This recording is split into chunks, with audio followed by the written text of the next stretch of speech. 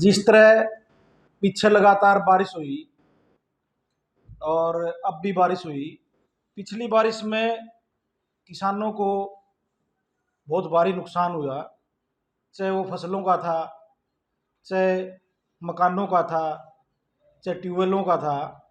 और उसके बाद डिप्टी सीएम साहब ने इस क्षेत्र के भी दौरे करे, इस हार जिले में और भी कई जगह गए, सभी जगह ये घोषणा भी की कि हम जहाँ फसलों के जो नुकसान है उसका आकलन करवा के उसकी भरपाई करने का काम करेंगे। वहीं चाहे ट्यूबवेल की बात है, मकान की बात है, उसके लिए भी पिछले कानूनों में अमेंडमेंट करा के और जिसका भी नुकसान हुआ है हमारे पटवारी और हमारी टीमें जाएंगी। लेकिन अभी 4-5 दिन पहले की बात है, किसान हिसार डिस्ट्रिक्ट के डिप्टी कमिश्नर से मिले। जिस कंपनी के पास यहाँ का अधिकार क्षेत्र है जिसका बीमा में, वो रिलायंस की कंपनी है। और जिस रिलायंस को जहाँ राष्ट्रीय स्तर पर लूटने का ठेका नरेंद्र मोदी ने दे रखा है, हरियाणा प्रदेश के स्तर पर उसी कंपनी को किसानों को लूटने का जो टेंडर है, जो ठेका है, जो अधिकार है, वो खट्टर साहब ने यहाँ दे रखे है। ना तो इनका कोई ऑफिस है, जबकि गाइडलाइन में तय है कि जिले में कहीं आपका ऑफिस होना चाहिए और उसकी सार्वजनिक सूचना किसानों को होनी चाहिए, ताकि किसान वहां जाके अपना नुकसान और आपत्ति दर्ज करा सकें। ना उनका ऑफिस है। अधिकारी बुलाए गए, किस बात के लिए बुलाए गए? जो कपास का बीमा कराया था किसानों ने, जब इन्होंने ये देख लिया धान का तो तुम इस बात पे बीमा नहीं दोगे कि धान का तो जल भराव में, ये तो पानी की फसल है, जल भराव में इसका तो कोई प्रावधान ही नहीं है। बाजरे का बीमा नॉमिनल है, लोगों ने नहीं करवा रखा। ज़्यादा बीमा कपास का है और कपास की सारी फसल हिसार डिस्ट्रिक्ट में खराब होगी। तो इन्होंने क्या किया, एक साजिश रच के 29,000 किसानों का जो बीमा था उसको रिवर्ट करने का काम किया। उस पर मनमाने ऑब्जेक्शन लगाने का काम किया, चाहे वो गिरदौरी के थे, चाहे ऑनलाइन के थे, चाहे मेरा फसल मेरा ब्यौरा के थे। तरह तरह के ऑब्जेक्शन लगा दिए ताकि इनको वो बीमा देना ही नहीं पड़े। धान का बाजरा का वैसे नहीं देना और कपास वालों के रिवर्ट कर दिए। तो मैं आपके माध्यम से यही कहना चाहता हूँ हरियाणा सरकार से कि जो एक सिंडिकेट बना हुआ है, इसमें पटवारी भी शामिल हैं अपने अपने क्षेत्र के, इसमें कृषि अधिकारी अपने अपने क्षेत्र के जिनकी ड्यूटी है वो भी शामिल हैं, इसमें बैंक और बीमा कंपनी के कर्मचारी भी शामिल हैं। जहाँ ये अपने चहेतों को कमीशन बेस पे मुआवजा दिलवाने का काम करते हैं, वहीं जब किसानों को एक मास लेवल पर नुकसान होता है, उनके लिए ऐसे बहाने और ऐसी टेक्निकल चीज़ें ढूंढ के लाते हैं ताकि उनको ये बीमा देना ही नहीं पड़े। तो सरकार से हम मांग करते हैं, डीसी साहब ने उस दिन भी इनके अधिकारी बुलाए थे, डीडीए को भी बुलाया था एग्रीकल्चर के को, और 2 दिन का समय दिया था उनको कि भाई आप ये आपत्ति दूर करो। आज चौथा 5वां दिन हो गया, किसानों के काफ़ी फ़ोन आए।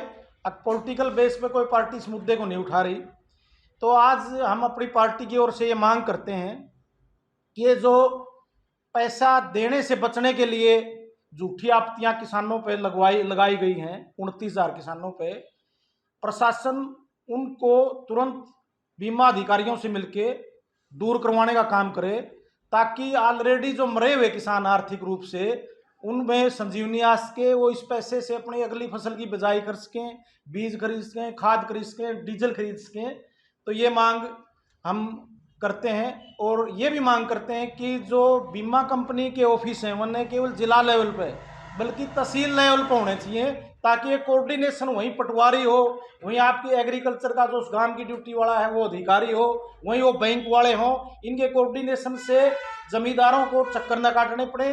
आज इनकी साइटें बंद हो जाती हैं, 3-3 बजे तक किसान बैठे रहते हैं साइटों पे, साइट खुलती नहीं, जानबूझ के साइटों को खराब कर दिया जाता है, न अगले दिन वो किसान खेत में काम कर पाता है। अगर माफी मांग जो रखी आपने पूरी नहीं हुई तो इसमें इन लोगों के आगे क्या कदम उठाएंगे? इंडियन नेशनल दल पार्टी अपने सीनियर नेताओं से विचार विमर्श करके इस मामले पे जरूर कोई ऐसा कदम उठाने का काम करेगी ताकि इन किसानों को राहत मिल सके। डीसी साहब का रवैया था उस दिन पॉजिटिव था, हम अभी और इंतजार करेंगे और किसान साथी हैं जो संगठन है उनसे बातचीत करके इसकी एक रणनीति तय करने का काम करेंगे। साथ ही साथ हमारे नारनौंद क्षेत्र का गांव है मसूदपुर, वहाँ आपने भी प्रेस में आप लोगों ने भी छापा था, आपका भी बड़ा उसमें पॉजिटिव रोल रहा, आप जो सारे प्रेस के साथी हैं। वहाँ एक नरेश और सुरेश किसान हैं जिनके खेत में कुआं था 22 फुट गहरा।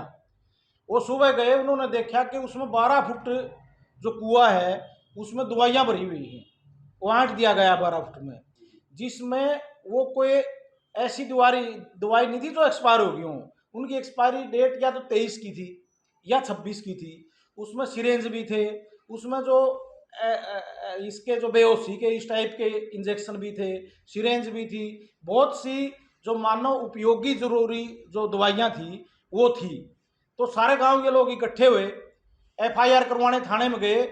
स्वास्थ्य विभाग की नोट फॉर सेल उन पर लिखा हुआ था, वो सारी स्वास्थ्य विभाग की दवाइयाँ थी। थाने में गए तो एफआईआर दर्ज करने से मना कर दिया गया। विद साहब से बात की, जो इस महकमे के मंत्री हैं, जिनको गब्बर सिंह कहा जाता है, ईमानदार कहा जाता है, बाहुबली कहा जाता है, जो सब चीज़ों से ऊपर माने जाते हैं कि वो तो कार्रवाई करेंगे, उनके जाने के बाद भी कोई कार्रवाई नहीं हुई। उल्टा ये काम किया गया कि रात को उस डिपार्टमेंट के लोगों ने अपने आदमी भेज के वो दवाइयाँ वहाँ से गायब करवा दी।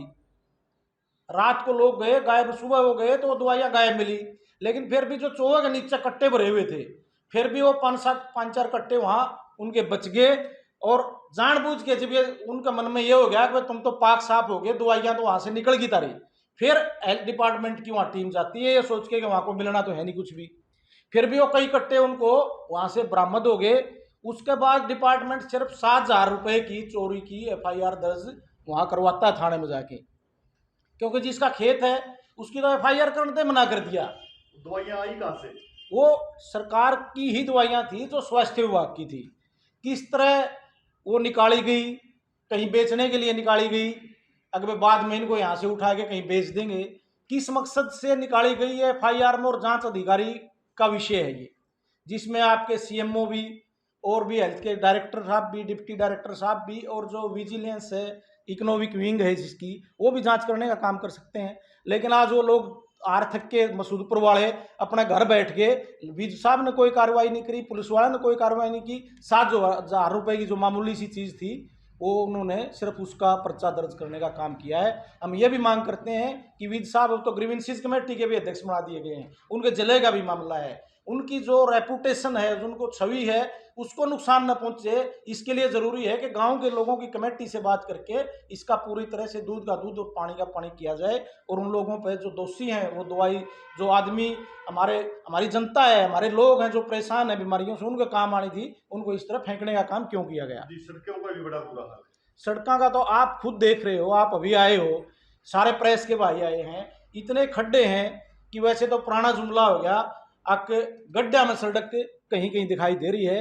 और जो डिप्टी सीएम ये कहता है कि उचाणा के साथ साथ नारायण भी मेरा हल्का है, और जिसका ये डिपार्टमेंट है, जिसका ये महकमा है, जो कमीशन लेके 10-10% का ये डिपार्टमेंट वाले लोग, जो पूरे साल में पैसा बढ़ना था पीडब्ल्यूडी का, वो 3 महीने में इन्होंने खाली कर दिया अपने आदमियों को लुटा के। लेकिन ये नारायण में गड्ढे भरने के लिए भी पैसे नहीं है, जिस नारायण ने 43,000 वोटों से जिता के उसको लोकसभा में पहुंचाया, और उसके बाद इसके उम्मीदवार को इसके कारण आज 73,000 वोट मिले। लेकिन सिर्फ भाषण देने से, मूवमेंटो लेने से, अपने गलों में माला डलवाने से ये काम नहीं बन जाते, न कोई हल्कापना हो जाता। हल्कापना होता है उन लोगों के दुख दर्द समझे, जिस तरह वो बातें करके गए थे जब कोथ आए, आपके मिर्ज पर आए, मिल्क पर आए, आपके यहाँ खरबड़ा आए, और ये कह के गए कि मैं कम से कम 15,000 जितना भी, चाहे धान की फसल है चाहे बाजरे की फसल है, ये पैसे तो दिलवाऊंगा, उसके साथ साथ मकानों के, ट्यूबलों के पैसे भी दिलवाऊंगा। लेकिन आज तक एक पैसा नहीं आया।